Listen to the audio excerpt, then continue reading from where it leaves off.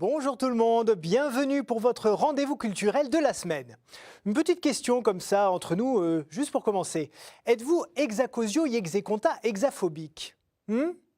Quoi? Vous connaissez pas l'hexacosio yexeconta hexaphobie?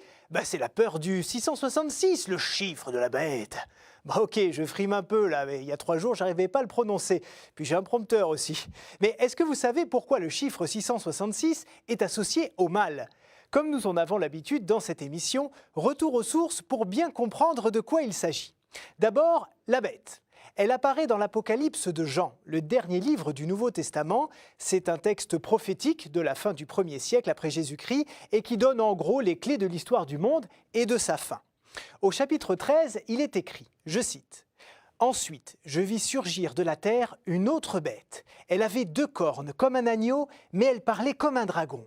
Par ses manœuvres, tous, petits et grands, riches ou pauvres, libres et esclaves, se feront marquer sur la main droite ou sur le front, et nul ne pourra rien acheter ni vendre s'il n'est marqué du nombre de la bête ou au chiffre de son nom. Que l'homme doué d'esprit calcule le chiffre de la bête, c'est un chiffre d'homme, le 666. Voilà d'où vient ce fameux triple 6. Mais pourquoi pas 634 ou 189 par exemple, je ne sais pas. Eh bien, il y a plusieurs explications. La première fait référence à une sorte de code. Pour les peuples qui n'ont pas de chiffres, comme les Hébreux, à chaque lettre est attribuée une valeur numérique. On pouvait donc facilement trouver des sens cachés aux mots.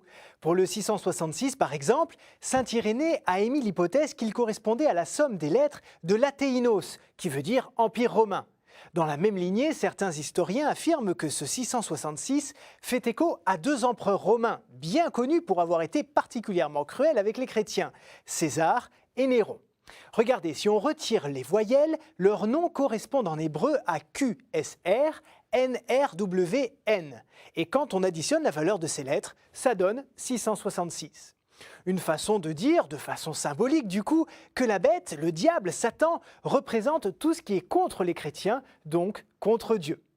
Et puisqu'on parle de symbolique, voici une version sans doute complémentaire. Dans la Bible, les chiffres ont toujours un sens particulier. 7 est celui de la perfection, de la création aussi qui a été faite en 7 jours, rappelez-vous. C'est donc l'accomplissement total. 6-7 est la perfection. Le chiffre 6 est celui de l'imperfection, car 6 c'est 7 moins 1, et le chiffre 1 représente Dieu. Du coup, 6 est le refus de Dieu qui, lui, est perfection. Et répété 3 fois, c'est une sorte de superlatif, 666, et donc ce qui est absolument inachevé, donc qui représente le mal.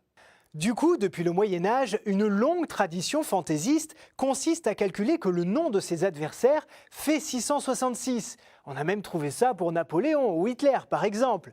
Mais en fait, l'essentiel pour les chrétiens n'est pas de savoir qui désigne ce chiffre. C'est de se souvenir que la bête, le mal, tente l'homme depuis le jardin d'Éden et qu'à la fin de l'histoire décrite dans l'Apocalypse, la bête meurt. Et oui, la fin du monde pour les chrétiens, c'est la victoire finale de Jésus.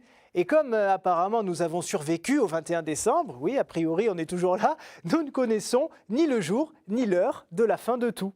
Je vous donne donc rendez-vous la semaine prochaine pour un nouveau Pourquoi du comment. Et en attendant, vous pouvez toujours revoir cette vidéo et la partager sur les réseaux sociaux. À la semaine prochaine pour de nouvelles aventures. Au revoir.